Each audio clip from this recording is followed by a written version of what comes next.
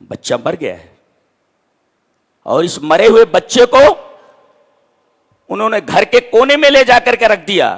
کیوں بھائی؟ کھانا تیار کیا. حیات شیئن، حیات شیئن مطلب یہ شوہر کے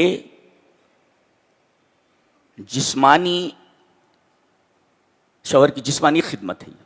بھوکا پیاسا آیا ہے، کھانا تیار ہونا چاہیے. حیات شیئن،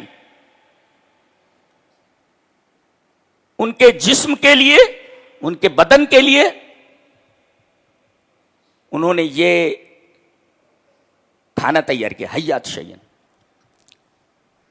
اور روحانی اذیت سے بچنے کے لیے روح کا سامان کیا کیا؟ بدن کا سامان تو کیا کہ کھانا تیار کر دیا، اور روح کا سامان کیا کیا کہ بچے کو سامنے نہ رکھ کر کے گھر کے ایک گوشے میں لے جا کر کے رکھ دینا. کیونکہ شوہر جیسے آیا اس کی نگاہ مرے ہوئے بچے پر پڑی تو شوہر کی کیا حالت ہوگی. تو اس کو ذہنی اور بدنی دونوں تکلیفوں سے بچانے کے لیے اس صحابیہ نے بڑا عجیب و غریب کام کیا. ایک تو کھانا تیار کیا، اور دوسرے کی بھوکا پیاسا آیا ہے، ابھی بچے کے بارے میں خبر مل گئی کہ مر گیا ہے تو اس کی بھوک مر جائے گی، باہر سے آیا ہے، اور بچے کے اوپر پہلی نظر اگر پڑ گئی تو اس کو روحانی تکلیف ہوگی. گویا کہ حیات نفسن، یہ بدن کے لیے، اور نحتہ فی جانب البیت، لڑکے کی لاش کو گھر کے کونے میں رکھ دینا، یہ اس کو ذہنی ٹینشن اور ذہنی تکلیف سے دور کرنا ہے. پتہ یہ چلا کہ عورت کا یہ فریضہ ہے کہ اپنے شوہر کے بدنی ضرورتوں کا بھی خیال رکھے اور اس کی روحانی ضرورتوں کا بھی خیال رکھے.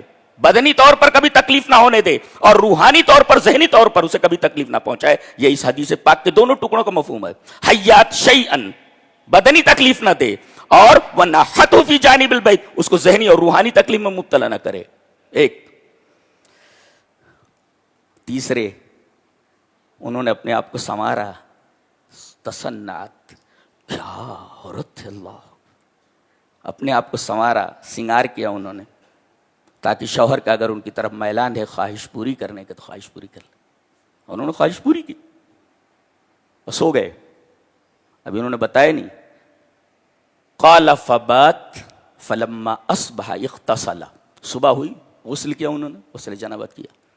فلما اراد ان یخرج، جب باہر نکلنے کا ارادہ کیا، دیکھو گھر میں آتے انہوں نے پوچھا کہ بچہ کیسا ہے، کیف الغلام، بچہ کیسا ہے.